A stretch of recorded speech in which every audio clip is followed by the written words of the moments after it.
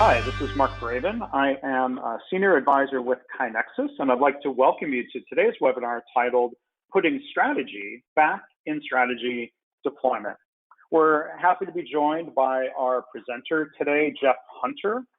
I will introduce him in a minute after we cover some brief logistics and announcements about today's webinar. If you are watching and tweeting, you can find Jeff's Twitter handle, @JHunterStrategy.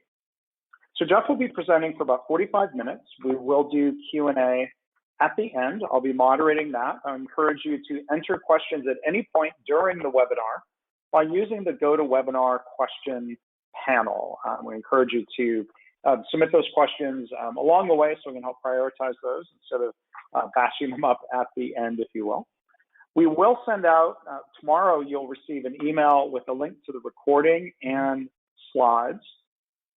And if you want to go ahead and take a look at those now for the purposes of note-taking, you can find a link under the handouts section of the GoToWebinar control panel, or you can find a link to SlideShare in the chat box. So with that, I'd like to introduce our presenter. Again, he is Jeff Hunter. I've known Jeff for a couple of years now, crossing paths through an organization called Catalysis, where we are both faculty members. So I've seen Jeff teach and speak a number of times. I know you're in for a really insightful and thought-provoking hour here today. So before doing the things that Jeff does now, he spent nearly 25 years as a senior vice president at ThedaCare, the health system in Wisconsin. He had responsibility for a number of staff functions, including strategy formulation and deployment. After retiring, he founded his company, Jeff Hunter Strategy, LLC. Jeff has a special interest in facilitating strategic thinking for professional organizations, including healthcare, higher education, service organizations, and nonprofit community agencies. He is a faculty member for Catalysis, formerly the ThedaCare Center for Healthcare Value, and he is the author of a really excellent book. Really highly recommend his book, Patient-Centered Strategy, A Learning System for Better Care, which was published by Catalysis in 2018. Jeff received a BS in economics from the University of Detroit and his MA in Health Services Administration from the University of Wisconsin-Madison. And with that, Jeff, I will hand it over to you. Well, thanks, Mark. My point of view was informed from my experience with ThedaCare, but also since ThedaCare in working with healthcare and non-healthcare organizations, as I help those organizations develop their capability to manage vision and purpose with strategic agility. I've also been heavily influenced by how innovators are using design thinking to disrupt the healthcare industry. So based on that experience, I formed the perspective that when we translated the Japanese term hoshin kanri into English, originally it went into policy deployment, which didn't stick very well, and then we translated it into strategy deployment. We've lost the essence of strategy in that translation. The strategy is about making choices of what will make us unique in a way that is meaningful to customers. And when I look particularly at the healthcare system and how we've applied it in healthcare, I've seen four recurring issues. One is that the lack of choice making creates overburden. All strategic plans have a tendency to look alike. We're all going to improve safety, quality, customer satisfaction, employee engagement, financial performance. We're all going to grow even as we're doing population health management and reducing the demand for care. We're still all going to grow. And when I see those plans, they have a tendency to try to be all things to all people simultaneously, creating this overburden. And at the same time, they're not creating differentiation, meaningful differentiation from each other. And, when all industries pursue basically the same strategy, they wind up creating a commodity market. And when we feel like we're being judged on price in the most personal of what should be the most personal of businesses, it's very frustrating to us that we feel like we're being judged on price. Now, when we choose our strategy, we have a challenge with effective catch-ball in the organization. So we're creating confusion, and then because we have these big, broad strategies that are going to last over a 3 to 5 year period of time, we have a challenge with rapid learning cycles. And when we don't learn quickly, we wind up kind of grinding to a halt and create inertia. So if the shingle model teaches us that it's mental models that create, if you will, principles and behaviors for leaders. And with those principles and behaviors, they create systems, and those systems have tools that get us results. What I've learned over time was that my old mental model created the old systems that I was used to and the old tools that I was using for a very long time. I mean, I was in charge of a management by objectives program that came out of the old mental model that we could really command and control inside and outside of the organization. So the old mental models, viewed the organization as like a biologic being. The brain is going to think up all the answers and communicate it through the organization, through the nervous system. And everybody inside and outside of the organization is going to do as we predicted and predetermined. So that led to this idea that I was supposed to be the problem solver. I mean, those who solved the biggest problems the best became the leaders. And so my job was essentially to conduct business in my office, have people bring me their problems and solve them for them. And, there was plenty of demand to go around. So really, the problems that I was solving for all that time had to do with what were we going to buy next and build next, because it was really keeping up with demand and keeping up with revenue, if you will. And so that generated an awful lot of strategies that were possible. And my job as a planner was to record all those and then take them to the board and say, here's all the things we're going to do over the next 3 to 5 years, or what we think we might have to do over the next 3 to 5 years. And they number probably, 200, 250 things. And the board would always say, well, wait a second, you can't do 250 things. You should be focused on 3 to 5. So my job was to come up with 3 to 5 labels under which we would park all 250 things. And that was a result of treating planning as an event, something that we're going to do every 3 to 5 years. And even if we shorten it, to a 1 year planning cycle, and we're looking out over 3 to 5 years, we're still trying to predict and predetermine all the things that we're going to do. So it's those old mental models that led to the old tools that just aren't effective anymore compared to the new competitors. So they requires, to put strategy back in strategy deployment, it just requires new mental models, starting with the nature of strategy. A strategy is about what we're going to do that's going to make us different. We have to choose a different set of activities. It's process-based. So there's a lot just in this one quote. Strategy is about making choices. It's about creating differentiation, and it's about creating differentiation through process, through what we do differently from our competitors that creates value in the eyes of customers. And it changes the new mental model about the nature of strategic planning, which is we are attempting to do things under conditions of uncertainty and competition. And if we believe at all in systems thinking that's been around since the 1980s, the moment that we do something, we've changed the game. There is no such thing as perfect information. We can't completely command and control our own organization, much less the environment around us. So it changes the nature of the organization and situation in which we're doing this planning. and it becomes a learning exercise. So we all really like the term learning organization. I used to think that a learning organization was an organization full of people who like to learn. I mean, I like to learn, don't you? Let's all get together and learn.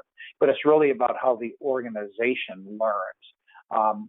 What is creating value and what isn't. And so the nature of the learning organization is how the organization is able to develop those knowledge management systems. And there's plenty of people who have said that if we can create that learning organization, it actually becomes a form of strategic advantage, competitive advantage. So let me give kind of an example of, how this really impacted me in my role. When we look into, design thinking and Steve Blank's notion of customer development, there's a story told there about a company called Webvan. Webvan was going to be very early in on the space of you ordering your groceries online and having them delivered to your doorstep. Webvan was very well capitalized, brought in a CEO from Accenture, very smart people that use money to do cutting edge market research, trying to segment and size the market of people who would be willing to do this. And based on that sizing and that segmentation, they leased hundreds of thousands of square feet of warehouse space and bought a whole fleet of vans like this one and opened their doors just to go bankrupt within a matter of months because they oversized the solution. And that's used in contrast with this idea of, through deep customer insights, develop hypothetical solutions, use a minimum viable product to try to test out those solutions and build them out through lean learning loops. So it took me a long time to really kind of understand and wrap my head around that, but I knew that I had learned something when I got a call from one of our rural administrators right before I left DataCare. And this rural administrator said, I think that a reason that people aren't coming from a community south of me up to my hospital is because they have a transportation issue. So what would you think if I was to buy a van and trick it out and hire a driver and do the marketing and run this transportation service? Well, I know in my old mental model, my old system and tools, what we would have done was said, well, let's first do some market research. That's going to take us 3 months. And then, this is a $100,000 idea. So if the research pans out, we're going to have to write up the business plan and take it through the whole chain of command. And that's going to take probably 4 months or so. So maybe in 7-8 months, you'll have your answer of whether or not you get your $100,000 or not. That's the old mental model and system and tools. Instead, all I had to say on the same phone call was, I don't know. That could be a good idea. What must be true for that to work? Because I'm pretty sure you can buy a van. I'll bet you can find a driver. And so obviously he said, well, this hypothesis I have is dependent on whether or not people are going to use it. That's my most critical assumption where I really don't know the answer. So I just said, is there a fast, cheap way that you could test that assumption? And he said, yeah, actually, there's a transportation service down here where I could rent it on a per use basis and see how people respond to it. And he did that experiment and found out that people didn't respond in the volumes that he hoped to. And so he pivoted and he was on to his next idea, if you will. So he was able to avoid overbuilding, avoid all that waste of time and move on. So I became intrigued by how in this mental model we could build a system. I had to get past my thinking that planning is something that we're going to do every once in a while. The fact that planning is a shared leadership capability, and we've got to be able to manage vision and purpose with strategic agility, not every 3 to 5 years, not every year, but all the time. And I had to get over the idea of strategy being asset acquisition and start treating strategy as how we are going to engineer processes to create meaningful differentiation with our customers for sustainable advantage. So then I was looking for a system that's going to improve that focus, create that meaningful customer value, and accelerate organizational learning, try to overcome these recurrent problems that we're seeing in healthcare. I also found that organizations, particularly healthcare organizations, are very complex. They're in a very turbulent environment. They're managing the expectations of many stakeholders. So when it comes to managing the work, there is a lot of things that people are expecting them to do. But if we could think through our work and maybe categorize it a bit, understanding that people are coming to work every day with jobs to do, trying to improve the process by which they do their jobs, that's operational effectiveness. And it may be incremental, it may be, real stepwise improvement, but we're taking a current standard of process and we're trying to make it better as we do it. And then we have a lot of what I like to call big rocks. These are big projects that are consuming cross-organizational resources, but they're not going to create differentiation. And I've never seen an industry that has as many big rocks as healthcare does, with our electronic health records and the idea of ICD-10 conversion. I mean, I don't know anybody who thinks that ICD-10 was daily improvement, but everybody has to do it, so it's not going to create differentiation. So for all that work going on in the industry, we've got to carve out some time to be able to develop new ways that are going to create meaningful differentiation from competitors that's relevant to customers. What I've always been told, the 80-20 rule of 80% operational effectiveness and 20% strategy deployment. We've got to be able to carve out some time where we're going to be able to really gain deep insights into customer needs and be able to meet those needs in some unique fashion. Now, for all of those types of work, it's still plan, do, study, adjust thinking that is common to any one of those types of work. And the beauty of PDSA thinking is that it's common language throughout a healthcare organization. It's what caregivers use with patients every day. It's what units of caregivers are using to be able to improve their process by which they deliver care. So if we can apply PDSA thinking to strategic planning at the executive level, we're going to have a common language. We're going to be able to connect with frontline caregivers where the value is really being created. So when we try to develop this mental model and the behaviors and a system for managing vision and purpose with strategic agility, we wind up with a strategic management system that includes, by applying plan, do, study, adjust thinking, let's understand where we are today. When we look at the gap between where we are and true north, where we want to be, let's define our strategic issue. Let's make some choices of how we think we can solve that strategic issue. Again, they're choices. What are we going to focus on now, and as opposed to defer for later? Once we've made those choices, understanding that they are hypothetical solutions, we cannot predict or predetermine the future. We have to ask ourselves, what must be true for that strategy to work? And that what must be true when we identify our critical, most unknown assumptions that we're making, where we don't really know the answer, that starts the strategy deployment process, building out these solutions using lean learning loops. Start with a minimum viable product, build it out in the most efficient, effective manner possible. Now, we're still planning here because we have to align and focus that work using catchball because people are really busy. So we're trying to ask them to do something very different here than what they're normally doing. So we have to align that work. And then once we do all that, the next day, we think we're all set, but the next day, something's going to fall from the sky. So how do we manage the new ideas? Because we like new ideas. How are we going to manage those ideas? How are we going to accelerate our learning so that this becomes a continuous, virtuous loop, if you will, of learning? So let's, take this a step at a time by understanding the situation. Now, in the old way, what I was taught, really,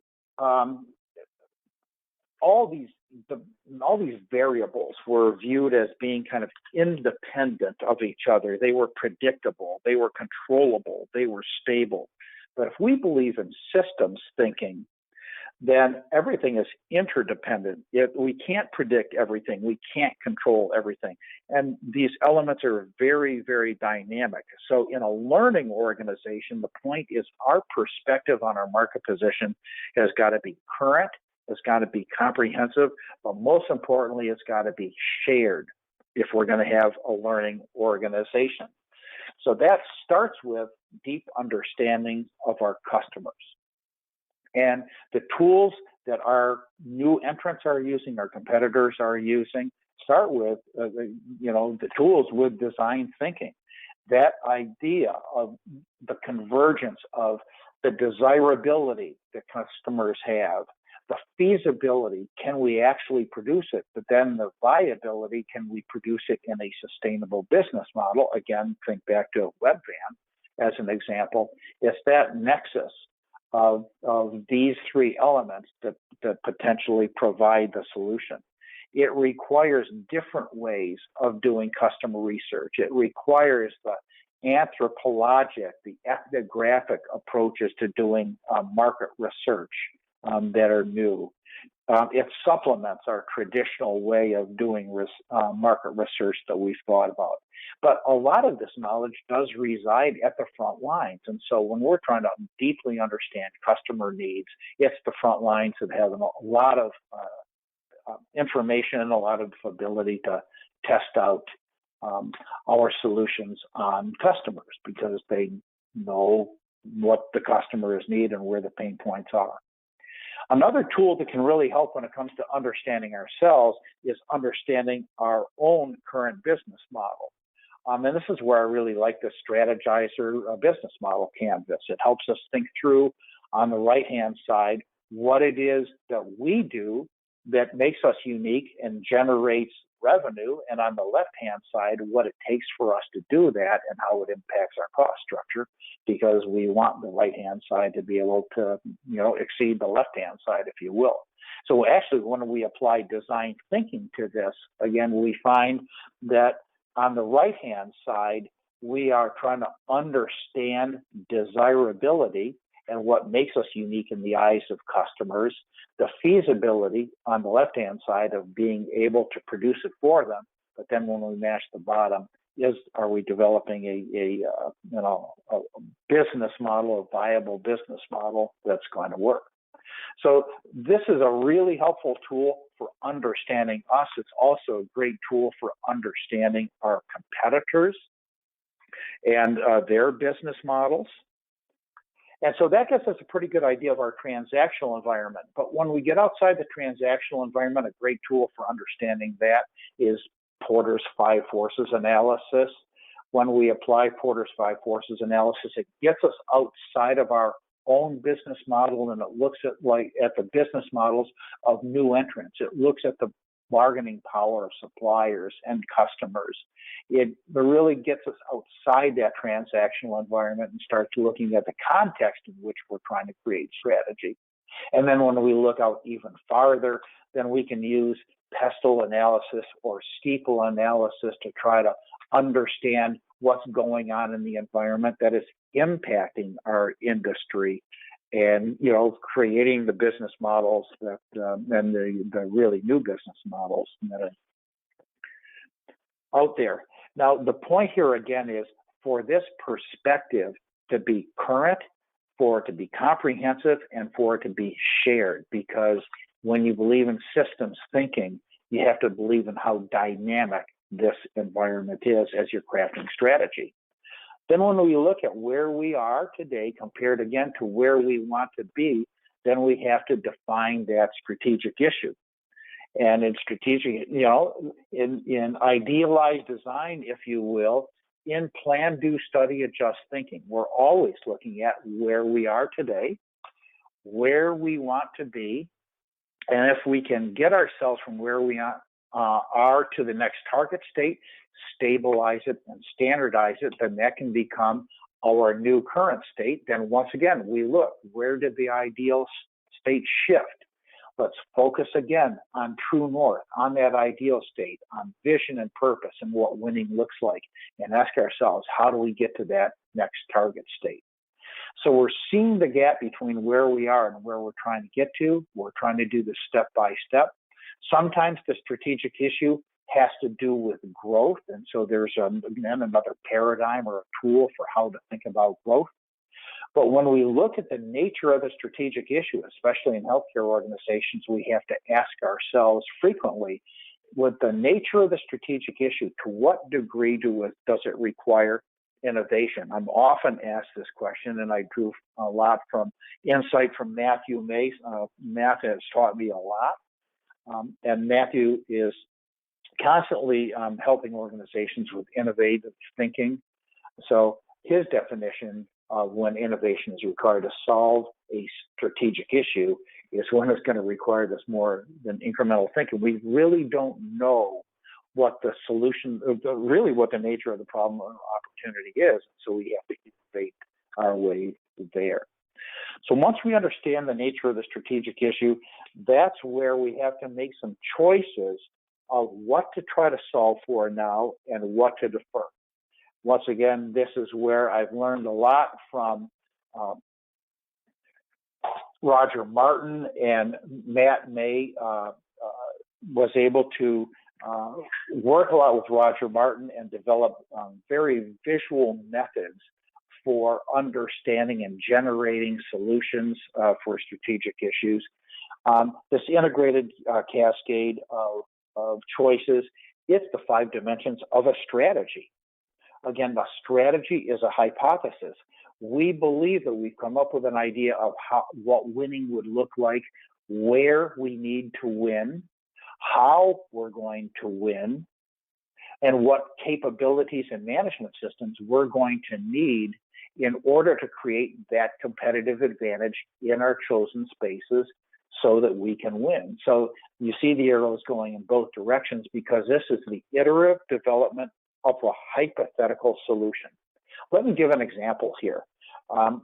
We had a strategic issue that we needed to solve about how we were going to create a unique solution for a target audience that we had. Now, where we chose to win was in actually our sickest patients, those who were having a very difficult time navigating a complex system of care, very serious cardiac patients, cancer patients. And so we wound up choosing very narrow segments. We wound up choosing breast cancer patients as a very narrow segment, figuring that if we could win there, then imagine what we could learn and be able to spread to other audiences. And so we figured that our source of competitive advantage, how we would win, would be access and speed of diagnosis and the experience that the customer had. And so the capabilities and management systems we had to get past being a transactional, volume-based organization to developing very deep customer insights. So this hypothetical solution that we developed, it completely changed the business model, had profound implications on the business model. So we had to ask ourselves, what must be true about customers' reactions, regardless of how much market research we had done? What was true about competitor behavior, what they were going to, how they were going to respond the moment that we did something? Our own ability to execute. Could we get from being a transactional-based organization, one with deep customer insights? Would we be able to rely on our partners? And what about the industry as a whole? For an example of this, what our most critical uncertainty was, could we get our independent physician partners to join us in this journey? Could we create that kind of stickiness that was going to deliver a real value for our customers? So once we came up with this hypothetical strategy, we had to, and what must be true, that's where we started by using a minimum viable product, the quickest, fastest, cheapest tests of proof that we could develop. And this is where we learned a lot from design thinking, where we try to get deeper customer insights. We use the minimum viable product, built out our solutions by using, again, I've learned a lot from Matt May. What's the biggest worry? What do we need to learn and how can we test this? What is the measure of proof? And then when we conduct these experiments, what did we learn? Should we pivot or persevere? What are we going to try next? Now, the advantage to thinking this way in strategy deployment is that we stop arguing about who is right. We start trying to learn what is right by letting the customer tell us. And so when we start testing these hypotheses, that's where we become a learning organization, not an organization that's just based on power and who can argue the loudest.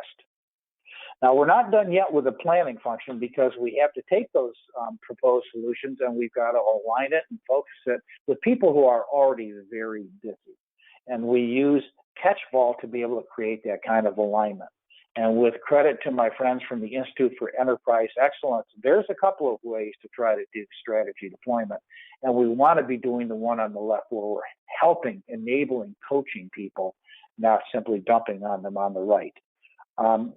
These folks have operational effectiveness going on. They've got big rocks going on, and now we're asking them to participate in strategy deployment. Now, there's two aspects, if you will, two dimensions of strategy deployment. One's a mechanical dimension, and then the other's a very human dimension. In the mechanical dimension, think of your strategy again. It's an A3. It's plan, do, study, adjust. You've generated some countermeasures. Those countermeasures are your breakthrough initiatives.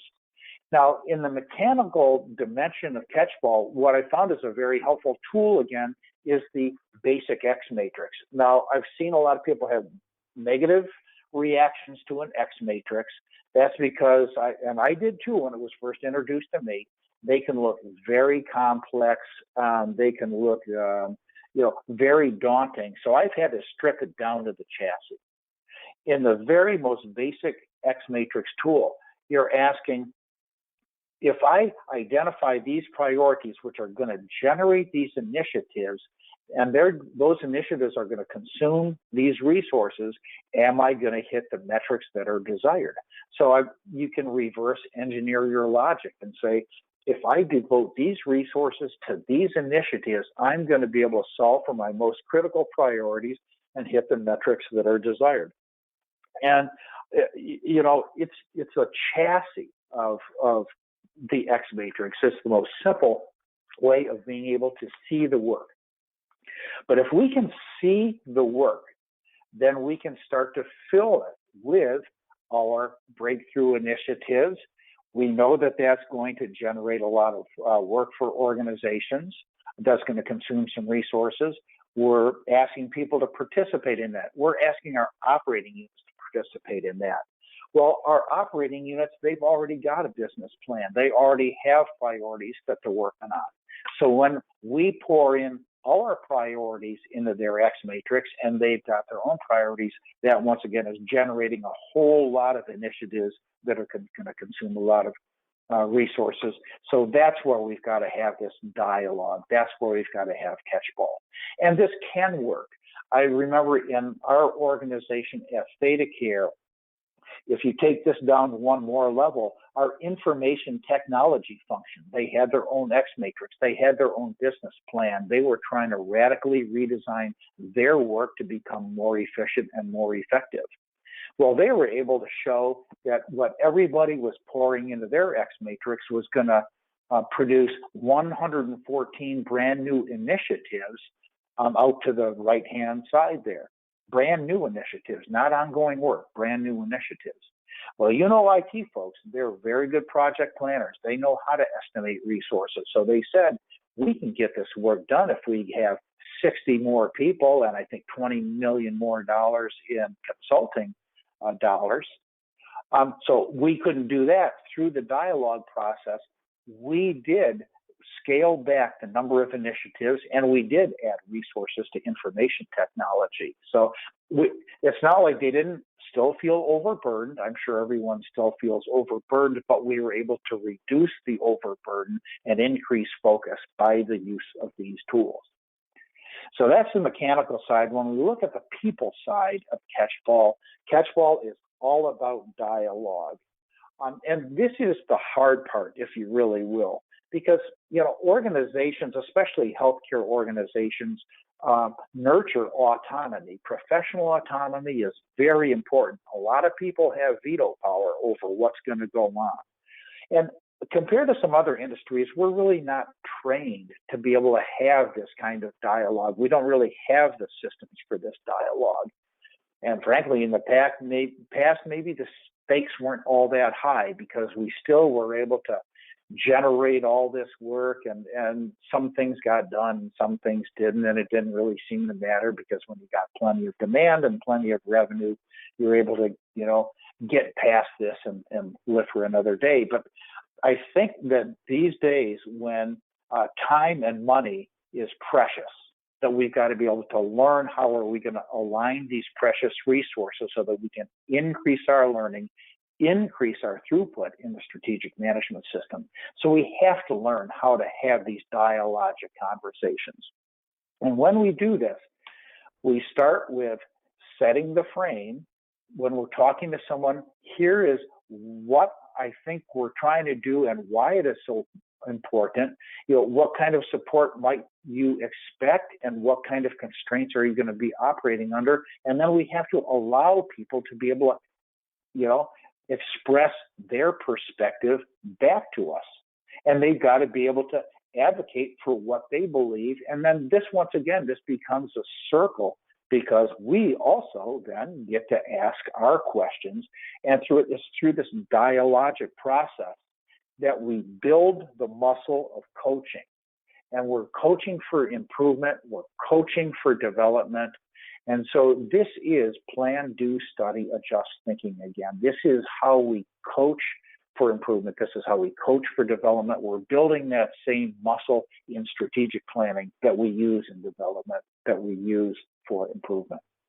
Now, in my experience, this catch-ball works best when we do have, A3 thinking as a communication tool, which once again, we're generating hypothetical solutions. Help me test this solution in the most economical and effective manner. It works best when we have visual management so that we can see the work that we're trying to manage here. Project management thinking really helps estimate the amount and sequence of resources. And then just the principles and a practice of effective dialogue really helps in that process. So managing the flow of work then, again, we've now determined that here's what we want to do, but the next thing that's going to happen is that the next day we're going to have new ideas fall from the sky, and we want them. We want to encourage new ideas. So the question is, how can we manage that inbound work, if you will, so that we maintain focus, we accelerate our learning cycles, we increase the throughput of strategic ideas through this process? Well, once again, that starts with seeing the work that we've got in progress. I've got just a rudimentary X matrix there as a visual management tool, but we need to be able to see the work that we already have in progress and the resources that are devoted to that work. Now, as new ideas flow, and again, we want new ideas, we're just asking ourselves, okay, what gap are we trying to close? Why is that gap important now? And then we've got to have some sort of evaluation process. We used to have like a 16-page business planning form. Well, people don't generally have enough information at that time because many of their ideas need to be explored. So we'll use like a proposal A3. Again, the A3 is plan, do, study, adjust thinking. What gap are we trying to close? Why do we think the gap exists? What do we think will close the gap? What experiments might we run? What kind of resources might be required for those experiments? What kind of benefit do we think we're going to get out of this? And we can't throw everything, all the good ideas, directly in a working process because we may not have capacity. So we may need some kind of a weight work board, terminology came out of industry. The weight side is, okay, we think this is a great example, but we need some more inputs to get freed up. And so we'll put it on that side of the board. The work side of the weight work board just says, okay, we've got everything we need. We're just waiting for capacity. Before we put it into capacity, what I've drawn there is just an impact difficulty chart. Gives us the ability to pick off the ones that we think have the most promise. What I'm suggesting here is that it's this kind of a visual management system that enables us to get all the ideas on the table so that we can see them and manage them, rather than managing them in, backroom conversations and the old power politics of, getting the resources I need.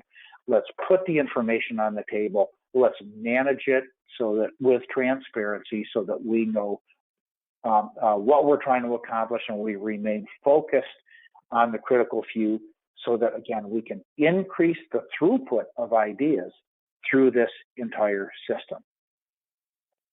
Now, when we've got that visual management system, then we're studying the work that we've got in process. We're asking ourselves, what did we expect to happen? What actually happened? What did we learn? What are we going to try next?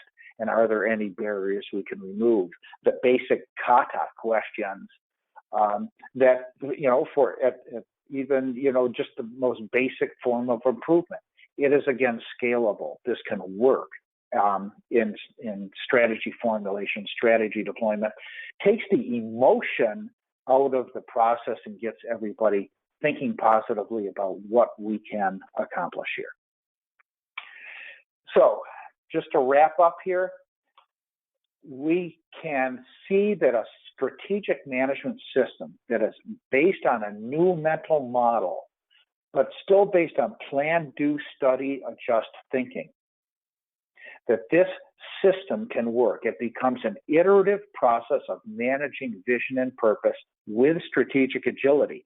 It does require new mental models. It requires new executive behaviors as they coach for problem solving. But the benefits of using this system over the old event-based approach is that it increases the throughput of strategic ideas, and we stop arguing about who's right. We let the customer tell us what is right. That system has tools that are very helpful in sequence in managing through that. What it gives us is the ability to get to what we all talk about we want, this culture of experimentation. We want to be able to cultivate innovation so that we can stay relevant in this very turbulent market. It gives us the ability to manage vision and purpose with strategic agility, and we can become a learning organization. That's why we call it patient-centered strategy, and why it's a learning system for better care. So at this point, I'm going to turn it back to Mark. Jeff, thank you for your presentation. We'll do a few announcements here. Encourage people to continue submitting questions. We've got a good amount of time here available to do that. I want to tell you about some upcoming webinars. You can register for, I don't think you can register, well, you can register for these three right now at KaiNexus.com/webinars. And then there's one other, I'll give you a few teasers at the end. October 1st is going to be episode number 21 of Ask Us Anything. It could be Ask Us Everything. Sorry for misspeaking there. Ask Us Anything. Now, Jeff is not Jeff Hunter. Jeff, I don't want you to think I was putting you on the spot here. Ask Us Anything is normally myself and Dr. Greg Jacobson, the CEO and co-founder of KaiNexus. He's unavailable. It's tough to find dates on our schedules. And so our VP of Sales, Jeff Roussel, is going to come on with me. So if you have questions about continuous improvement, about KaiNexus, if you have questions about sales and dealing with salespeople, Jeff is a good one to ask those questions to. He's a good guy, and I'm glad he's going to be joining us there on October 1st. That's a 30-minute video Q&A session that we do. People can submit questions for us in advance. On October 9th, we have something we call our KaiNexus Q3 updates. This is more focused for KaiNexus customers or people who are interested in becoming KaiNexus software company customers. our team will show you some of the latest and greatest in our software in more of a demo webinar format. That's on October 9th. October 25th is another episode of what we call the Banna Rippey Show. Matt Banna and Ryan Rippey from our team in Austin have been doing these really fun, engaging sessions, webinars together. A lot of it's focused on our customers and questions they have about our software and making the most of it. That is coming up again as part of the regular series, October 25th. And then there's two more that I'll mention that we don't have registration open for yet. I'm going to be doing a presentation webinar on October 31st. We're going to give it kind of a Halloween flavor, talking about why metrics and statistics shouldn't be scary. So hopefully we can give you some tips that help prevent scaring people off. That's coming up on October 31st.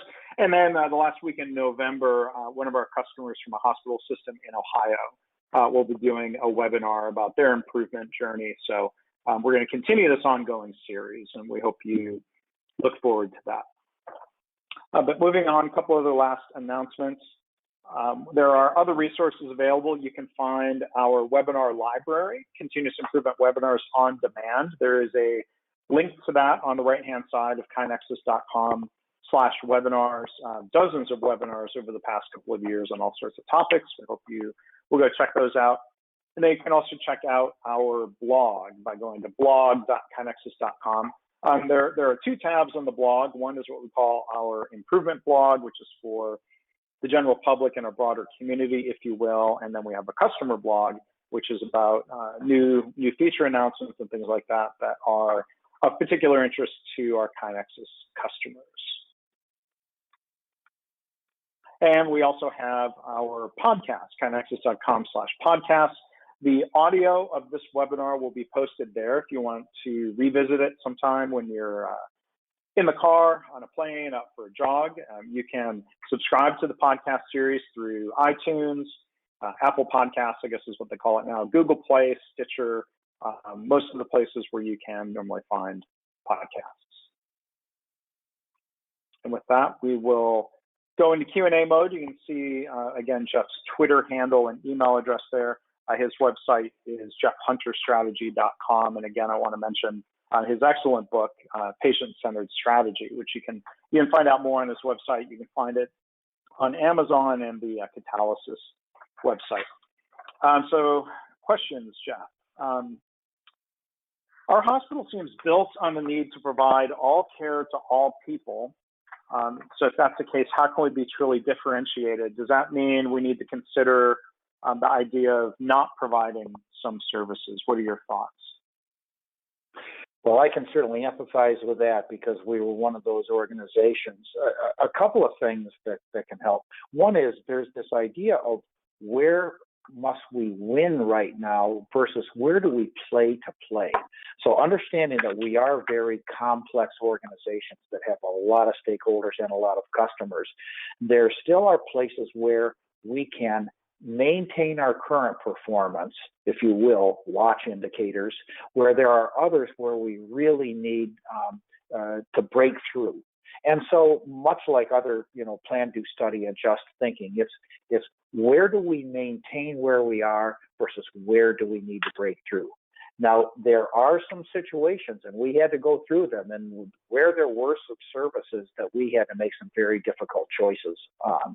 And I know that those are hard, but we did have to, as we were trying to get to our closer to our ideal state, there were some services that we actually needed, and it wasn't so much getting out of them and just, letting them go. We actually partnered with other organizations. We got out of inpatient pediatrics, but we partnered with the Children's Hospital to do it. So examples like that. It's kind of a related question when it comes to the idea of differentiating and winning compared to other industries, let's say the auto industry, where winning might imply that there are some losers, relatively speaking, in the market. Do you find some hospitals are uncomfortable with the idea of winning, or is it possible for all of the hospitals in a market to win in a way that serves our community? Well, is there a challenge with the language? I do find it in some places, but not where I would have expected it. I do a lot of work with organizations in some other countries in which they have, nationalized healthcare systems. But the idea of being unique, and that's what's important here. It's what makes us so unique that customers really value us and payers really value us. So people would not want to see us fail. People would want to see us succeed. So for me, that's what winning looks like. But it does mean winning with customers. So that idea, in Canadian hospitals have not struggled with this idea of what it takes for them to be unique so that they win with funders, if you will. Even hospitals in the public system of South Africa, where I did this workshop, they got right on it about what would winning look like with customers. How can they create this really unique value for patients where everyone says, let's fund it. I do a lot of work with community agencies. And in the case of each community agency, the question is, what makes this agency so unique that funders are going to want to fund it? Rather than just, there are so many agencies where all their strategic plan is this is what I do, now please give me money. So in hospitals, we do have to figure out what does winning look like with customers. In our country, we frequently have to think about with competitors, but I'm always focused on winning with customers. If I can win with customers, then the competitors will, they have to figure out what they're going to do. I'm not trying to beat a competitor. I'm trying to win with customers. That's a great comparison there. And just building on that a little bit, let me just throw a different question on there. I think it's interesting sometimes when you see different locations within a large multi-site health system basically competing with each other. Like I think of the scenario of a hospital with 5 emergency departments and 5 kind of equal hospitals in a metropolitan area, and kind of pose the question of are you a collection of hospitals or are you a system? I asked what would happen if Hospital A had all its beds full and patients were really stacked up in Hospital A's emergency department, where Hospital B, 20 minutes away, maybe had lots of beds available. Like at what point do you start steering patients who are capable of saying, well, you'd wait less if you go to the emergency room down the road at Hospital B, or even the idea of transferring a patient who is, again, like medically capable and able of being transported. Like, would you consider, thinking of the hospital as more of a network of flows? And the answer I got was, well, Hospital A doesn't want to lose the revenue. And I think, well, that's by definition not really a system, is it? I mean, what are your thoughts on something like that? Well, you're right. It really depends a lot on the incentives that occur within that organization. And we've had a tendency to apply the term system when we're actually just a conglomerate of enterprises. Now, I would suggest that we had to do a lot of that in theta care. And again, those are very difficult discussions. I understand how they're very difficult discussions. And it can be a challenge to isolate certain services because we are kind of used to being all things to all people, and we see interdependencies sometimes where interdependencies don't actually exist. But I would suggest that, if you look at the larger systems right now in this country, they are moving from a holding company model to an operating company model. And so they are taking on those very difficult decisions because they've decided that if they're really going to be competitive in the future, they're going to have to deliver better value at the bedside, and they got to get the back office waste out, and that's how they're going to do it. Yeah, and I think I think that's right on that. People are just doing what the incentives drive them to do. Hospital A is being rewarded for their own independent P&L versus being a good part of a system. There's some other questions here. How do we decide what true north is? You use an example of a lot of hospitals having the same strategy? Is that because True North tends to be the same for different hospitals? That's a really good observation, I think. I'm working with an organization now that is challenging that. Now, in the book, I also use an example of it. It wasn't just safety, quality, customer satisfaction, and employee engagement, and those factors. When at ThedaCare, we got into why do we exist and how are we going to really break through. We came up with what we called owners' expectations, and this was a board-driven discussion about what is our mission and how are we going to know if we are accomplishing our mission. So in our case, those metrics were different from operational metrics, if you will. And again, I use that example in the book. But I'm also working with another organization right now, a healthcare organization, that is really getting beyond that. They're really asking themselves this question of meaningful. If we are going to really be relevant and meaningful as a not-for-profit organization in this community, what does that mean? And that's how they're trying to define True North. And it's beyond the safety, it's beyond the traditional metrics. Mm-hmm.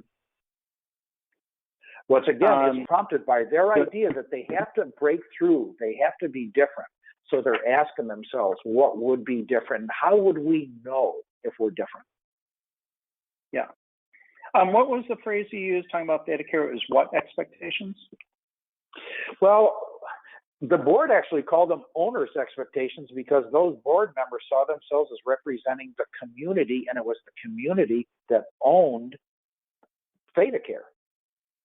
Owners' expectations. Okay. Yeah, they were owners' expectations, but it was the community as owners. Okay, I misheard it as owner. Yeah. Go ahead, sorry. And interestingly, financial performance was one of the four, but it was the fourth of the four sets of metrics. Mm-hmm. Yeah, I misheard you. I thought you said onerous expectations as opposed to the owner's expectations. So we tried to make them not that. But I'll go ahead and thank everyone for attending today. I want to thank Jeff Hunter for presenting. I want to thank everybody who registered and attended and asked questions. Again, we'll be sending follow-up information with the recording and links within the day or so, and we hope you'll join us for future KaiNexus webinars. On behalf of Jeff Hunter and the entire team at KaiNexus, I want to thank you for joining us here today.